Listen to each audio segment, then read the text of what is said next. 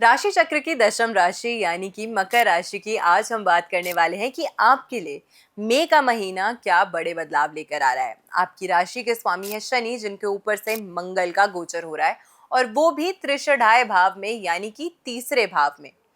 तीसरे भाव में मंगल और शनि का गोचर आपके लिए कितना फेवरेबल है या कितने परिवर्तन लेकर आ सकता है, उससे को ही आज हम डिस्कस करने वाले हैं। और साथ के साथ अगर कहीं पे कुछ परेशानियां, कुछ कठिनाइयां आपके लिए इस महीने के अंतर्गत गोचर की वजह से आ रही है, प्लैनेट की मूवमेंट्स की वजह से आ रही हैं, ट्रांजिट्स की वजह से आ रही हैं या आपकी दशाओं की वजह से आ रही हैं, तो उनको ओवरकम करने के लिए कौन सी रेमेडी आपको करनी है उसकी भी हम चर्चा करेंगे। तो सबसे पहले एक ओवरव्यू देखते हैं कि आपके लिए, मकर राशि वालों के लिए मई का महीना कैसा रहने वाला है।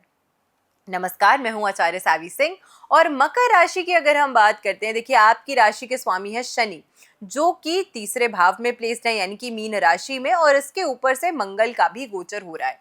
पराक्रम के भाव के लॉर्ड का पराक्रम के ही भाव से गोचर करना यानी कि मंगल, जो कि एक सेनापति ग्रह माना जाता है, जिसे पराक्रम का ग्रह माना जाता है, वो जब तीसरा भाव जो कि पराक्रम का ही भाव माना गया है वहां से ट्रांजिट करता है और वो भी शनि के साथ में, तो ये ओवरऑल आपकी मेहनत का फल जो है वो देने के लिए एक बहुत पॉजिटिव इंडिकेशन देता है।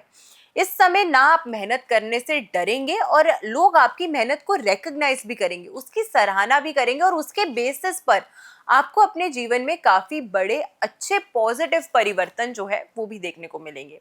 साथ के साथ शनि की अगर हम बात करते हैं तो शनि की जो दृष्टि है वो आपके पंचम भाव को और आपके सप्तम भाव को भी प्रभावित करने वाली है और साथ के साथ आपके दशम भाव को भी प्रभावित करेगी। तो ऐसे में शनि जहां पर बैठकर आपके इतने सारे प्लैनेट्स को, इतने सारे भावों को प्रभावित कर रहा है, जिसमें पंचम जो आपके लिए आपकी प्लानिंग है, सप्तम जो कि रिकॉग्निशन है और दशम जो कि आपके लिए बिजनेस, व्यवसाय, प्रोफेशन और करियर ग्रोथ का भाव माना गया है, उसको भी शनि प्रभावित कर रहे हैं और आपकी ही राशि के स्वामी होकर कर रहे हैं। यानी कि ये महीना जो है आपके लिए इन सभी एस्पेक्ट्स में कुछ ना कुछ ग्रोथ, कुछ ना कुछ पॉजिटिव इंडिकेशंस जो है वो डेफिनेटली दिखा रहा है। लेकिन क्या बाकी ग्रहों के ट्रांजिट्स इस चीज को सपोर्ट करते हैं, उसको हम देख लेते हैं। देखिए मकर राशि की अगर हम बात करते हैं तो आपकी राशि से चतुर्थ भाव में यानी कि फोर्थ हाउस में इस समय के दौरान सूर्य, मंगल और बुध जो है वो प्लेस्ड है और जिस समय चंद्रमा भी यहाँ से गोचर करेंगे तो चतुर्ग्रही योग का जो निर्माण है वो आपकी राशि से चतुर्थ भाव में होने वाला है। चतुर्थ भाव यानी कि सुख का भाव, सुविधा का भाव, कंफर्ट का भाव, मटीरियलिस्टिक गेन्स का भाव। और साथ के साथ में इसके बाद यानी कि 15 मई तक यहाँ पर चतुर्ग्रही प्लैनेट्स रहेंगे। फिर यहाँ से पंचम भाव जो कि आपके लिए प्लानिंग का भाव है, आपके फोकस का भाव है, आपके फाइनेंशियल ग्रोथ का भाव माना गया है, एक लक्ष्मी स्थान माना गया है, यहाँ से ट्रांजिट करेंगे। ये आपके लिए रिलेशनशिप्स का भी भाव है। अब यहाँ पर कुछ पॉजिटिव चीजें हैं, कुछ नेगेटिव चीजें हैं। पहले पॉजिटिव्स को समझते हैं। जब यहाँ से सूर्य और साथ में अथॉरिटी के कारक हैं, मंगल जो कि पराक्रम के कारक हैं, बुध की अगर हम बात करते हैं तो बुध जो है विशेष करके आपके लिए स्पेसिफिकली बुद्धि के कारक ग्रह माने गए हैं।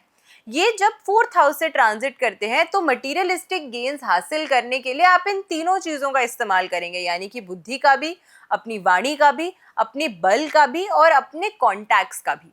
लेकिन यहाँ पर क्योंकि ये एक सुख का भाव माना गया है, ये एक सौम्य भाव माना गया है, ये माँ के सुख का भाव माना गया है, यहाँ पर जब ऐसे क्रूर ग्रह ट्रांजिट करते हैं तो कहीं ना कहीं व्यक्ति अपने जीवन में, अपने फैमिली लाइफ में अपना दबदबा, अपनी अथॉरिटी जो है वो बनाने का प्रयास करता है और एक समय तक जो है व्यक्ति आपकी बात सुनता है चुप करके, या फिर हो सकता है कि किसी ना किसी कारण से व्यक्ति जो है वो आपकी बात सुन रहा है, आपको लगेगा कि हमारी बातों से अग्री कर रहे हैं, बट वो जरूरी नहीं है। कई बार व्यक्ति जो है वो नहीं चाहता कि सामने वाले व्यक्ति के साथ हमारे रिश्ते खराब हों, इसीलिए भी वो आपकी बात सुन रहे होते हैं। तो इस चीज में सही और गलत क्या है उसका निर्णय आपको करना है। दबाव किसी पर मत बनाइएगा इस महीने के अंतर्गत, क्योंकि आपका प्रयास आपके प्रेम संबंधों में और आपकी दोस्ती यारी में भी कुछ ऐसा रहने वाला है। थोड़ा उनके ऊपर दबाव बनाने का प्रयास कि हमेशा आई एम राइट, ये वाली जो चीज है ये इस महीने आपके रिलेशनशिप्स में थोड़ी सी परेशानी लेकर आ सकती है, तो इस चीज का आपको ख्याल रखना है। लेकिन ऑल ओवर अगर हम बात करते हैं आपकी करियर और आपकी फाइनेंशियल ग्रोथ के लिए, ये जो समय है ये उतना ही महत्वपूर्ण है, उतना ही इंपॉर्टेंट है और उतनी ही अच्छी पावरफुल चेंजेस जो है वो आपके लिए लेकर आएगा। अपना व्यवहार अगर अच्छा रखेंगे, अपना व्यवहार अगर विनम्र रखेंगे, तो ये महीना आपके लिए सपोर्ट लेकर आएगा लोगों के द्वारा। तो सपोर्ट लेने के लिए भी ये महीना जो है वो आपके लिए बहुत फेवरेबल साबित हो सकता है। फैमिली इश्यूज जो हैं उसमें थोड़ा सा आप देखेंगे कि first half of the month में कुछ परेशानियां होंगी, बट जैसे ही इसका ट्रांजिट जो है, ग्रहों का ट्रांजिट पंचम भाव में होगा, तो धीरे धीरे वो फैमिली इश्यूज भी रिजॉल्व होने लगेंगे। अगर पार्टनरशिप्स में, साझेदारी में या प्रॉपर्टी रिलेटेड कोई भी आपके इश्यूज चल रहे थे, उसमें आप देखेंगे कि एक फेवरेबल शिफ्ट जो है, कुछ सेटलमेंट हो सकती है। कोई बड़ा या कोई तजुर्बी व्यक्ति जो है वो बीच में आके कुछ मध्यस्थता कर सकता है। इस प्रकार की भी एक शिफ्ट जो है वो आपको डेफिनेटली देखने को मिलेगा। राहु की प्लेसमेंट सेकंड हाउस से, अब मैंने वही बात आपको पहले भी बताई, राहु सेकंड हाउस से जब ट्रांजिट करता है, ये वाणी का भाव है, और राहु सही और गलत की परख जो है वो बहुत सही से किसी व्यक्ति को होने नहीं देता है, क्योंकि राहु जो है वो धुआं है। तो ऐसे में भ्रम और इल्यूजन जो है वो क्रिएट करता है। ये धन भाव भी है। अपना पैसा बहुत सोच समझ के आपको कमाना भी है, बहुत सोच समझ के आपको कहीं लगाना भी है। राहु जब सेकंड हाउस से ट्रांजिट करता है, तो जैसे मैंने आपको बताया, सही गलत की परख नहीं होने देता है। अपॉर्चुनिटीज आपके पास बहुत आएंगी और तरह तरह की आएंगी पैसा कमाने की। अब ये आप पे निर्भर करता है कि क्या सही है, क्या गलत है, और किस हद तक या कहाँ पे आपको लाइन जो है वो ड्रॉ करनी है बिटवीन राइट एंड रॉन्ग। तो इस चीज का भी आपको विशेष करके इस महीने के अंतर्गत ख्याल जरूर रखना चाहिए, because of the placement of Rahu in the second house. अपने खान पीन पर इस महीने के अंतर्गत जरूर ख्याल रखिएगा। किसी भी नशीले पदार्थ का सेवन करने से आपको बचना चाहिए। ये आपके स्वास्थ्य के लिए भी हानिकारक है, और वैसे भी ये आपके ग्रहों की ऊर्जा को और ज़्यादा मैलिफिकली इम्पैक्ट करता है और ज़्यादा पीड़ित करता है। साथ के साथ इस महीने के अंतर्गत अगर मैं आपके लिए बताऊं, तो ये महीना जो है आपके लिए अपनी संगति पर थोड़ा सा ख्याल रखिएगा। किन लोगों के साथ उठ बैठ रहे हैं, क्या नया सीखने का आपको अवसर मिल रहा है, या कहाँ पे आप गलत जा रहे हैं, इन चीज़ों का अगर सेल्फ एनालाइजेशन करेंगे तो बहुत ही ज़्यादा आपके लिए अच्छा रहने वाला है। इस महीने आपको रेमेडी क्या करनी है? शमी के पौधे का या शमी के पेड़ का जो पौधा होता है, उसका दान आपको किसी भी शिव मंदिर में करना चाहिए, और ये आपको शनिवार के दिन करना है।